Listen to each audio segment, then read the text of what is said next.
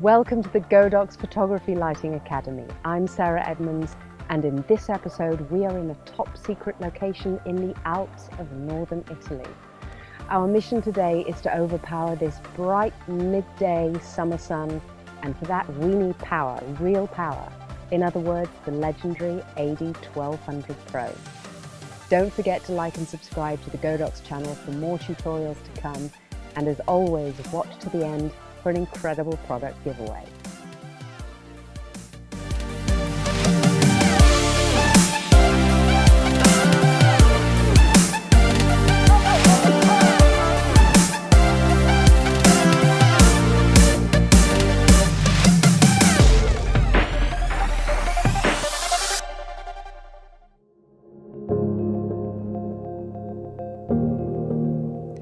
Today we are going to be shooting outside, and I want to really push the limits of what we can do with an outdoor flash. For that we need epic scenery, bright sun at midday to give us a real challenge, and some spectacular skies. And of course the most powerful battery pack flash I know of, the absolute beast that is the Godox AD1200Pro, which combines unrivaled power, TTL and high-speed sync all in one beautifully packaged product.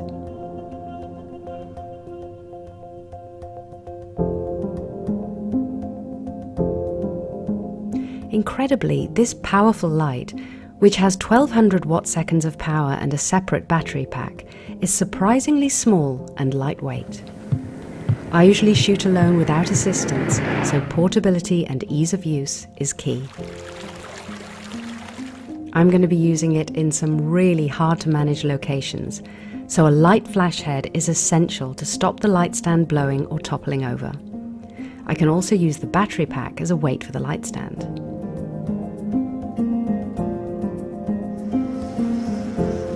For my first setup, I want to get the maximum power possible out of the light, so I'm using a silver interior pro reflector from the Godox range. This will provide us with a hard light that is similar to the hard light from the sun, which I'll be using as my rim light. The secret to balancing ambient light with flash to whatever degree you want is to first expose for the background. For the first few shots, I wanted to turn the really bright midday August sun to an almost nighttime look. Once I had the background exposed as I wanted with deep dark blue skies, I then added my flash. Our model Valentina is swinging back and forth, so I need to time my shot correctly to catch her at the right point to make her dress fly, and with her at the right distance from the flash head. Too close and the light will be too powerful and she'll be overexposed. Ideally, I want the light to reach her when she is farthest away, swinging high, for a really epic shot. As we progressed in the shoot, I decided to change my camera settings slightly in order to brighten the background and balance it a little more with the light on Valentina.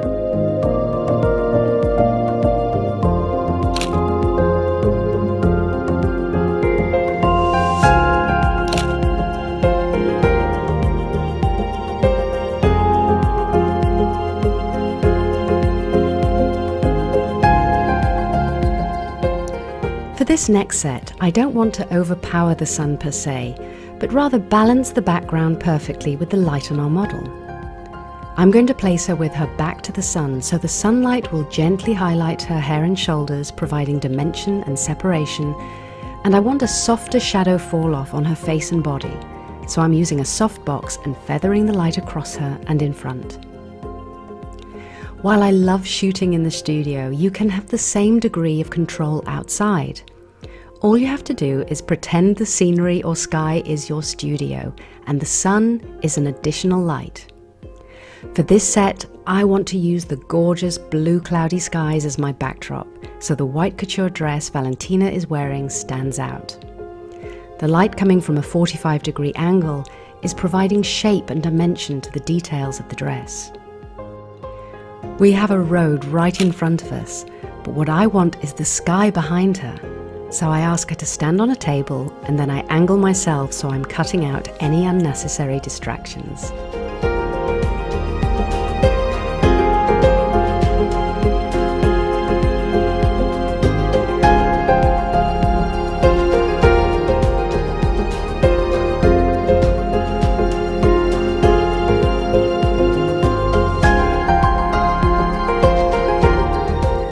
hours on a shoot. Don't forget to have fun.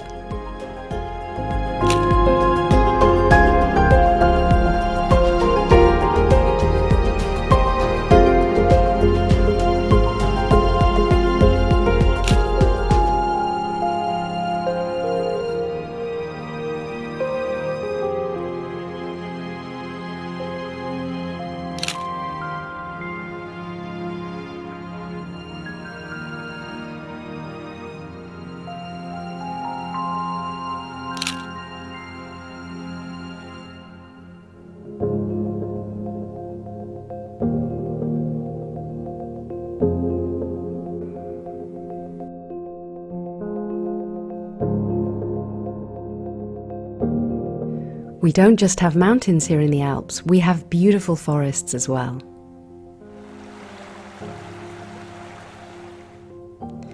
The next couture dress we're featuring is a bright red, so I'm going for my favourite complementary colour palette and choosing the greens of the leafy woods for a harmonious yet dramatic feel.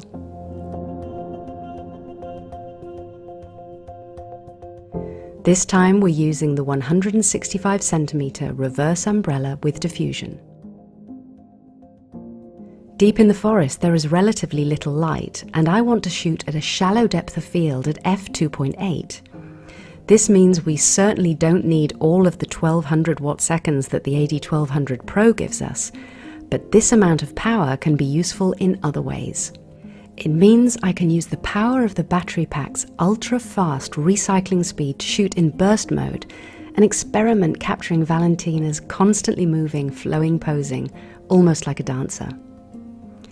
We are on a slope and there is quite a distance between where I want to place Valentina and where I can safely put the light stand and large umbrella, at times up to 4 meters.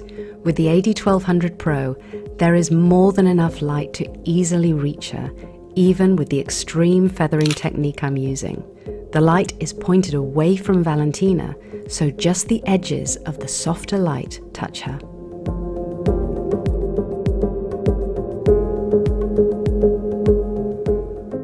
It's now late afternoon and we have plenty of power in the battery left. The sun is disappearing behind some dramatic cloudy skies and the wind has picked up, so I decide to take Valentina up to the highest point we can reach on foot for some powerful full-length images.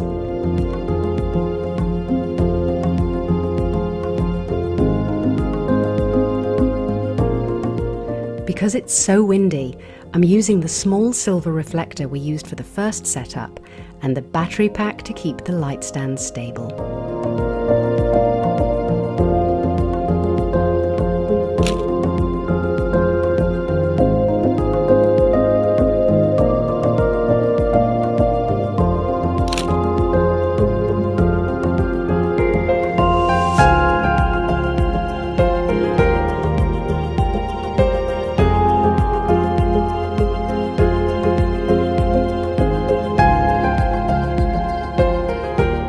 Remember, expose for the background without any flash first, then add the amount of light you need to light the model.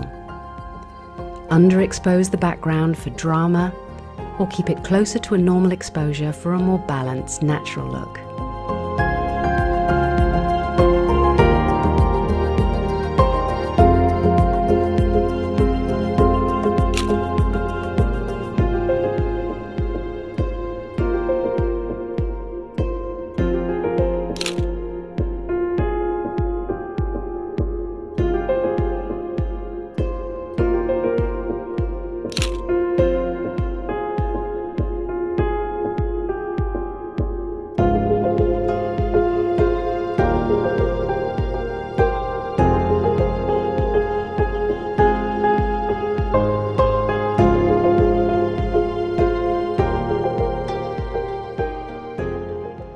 Hopefully some of the techniques we used during our shoot today will inspire you to create using Godox's vast range of photographic products.